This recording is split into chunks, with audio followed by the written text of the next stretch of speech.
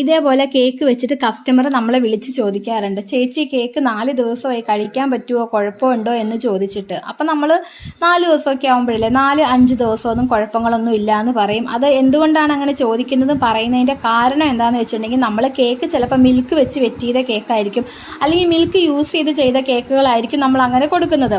അപ്പോൾ ഈ 4 ദിവസവും 5 ദിവസവും കഴിഞ്ഞിട്ട് നമുക്ക് 6, 7, 8 ദിവസം ആകുമ്പോൾ വിളിക്കുന്ന കസ്റ്റമറിൻ്റെ കേക്ക് ബാക്കിയുണ്ട്, കഴിക്കുന്നതുകൊണ്ട് കുഴപ്പമുണ്ടെന്ന് ചോദിക്കുന്ന കസ്റ്റമറോട് തീർച്ചയായിട്ടും നമ്മൾ പറയാറുണ്ട് കഴിക്കരുതെന്ന്. കാരണം നമ്മൾ പാല് ചേർത്ത കേക്ക് ആയതുകൊണ്ട് അത് കംപ്ലൈൻ്റ് ആകും. അപ്പോൾ അതുകൊണ്ടാണ് അങ്ങനെ പറയുന്നത്. അപ്പോൾ ആ ഒരു പ്രശ്നം പരിഹരിക്കാനായിട്ട് എന്താണ് മാർഗം എന്ന് പറഞ്ഞിട്ടുണ്ടെങ്കിൽ, നമ്മൾ ഈ പാല് ചേർക്കുന്ന കാര്യം നമ്മൾ അവോയ്ഡ് ചെയ്തിട്ട് സാധാരണ നോർമൽ വാട്ടർ, അതായത് വാട്ടർ നമ്മൾ ചെറു ചൂടുള്ള വെള്ളം നമ്മൾ ചേർത്ത് കൊടുത്തേച്ചാൽ മതി. അപ്പോൾ ഈ പാൽ അവോയ്ഡ് ചെയ്യുക.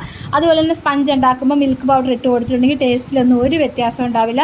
അപ്പോൾ ഈ വീഡിയോ ഇഷ്ടപ്പെട്ടെങ്കിൽ ലൈക്ക് ചെയ്യാനും ഷെയർ ചെയ്യാനും സബ്സ്ക്രൈബ് ചെയ്യാനും മറക്കരുത്. ഓക്കെ.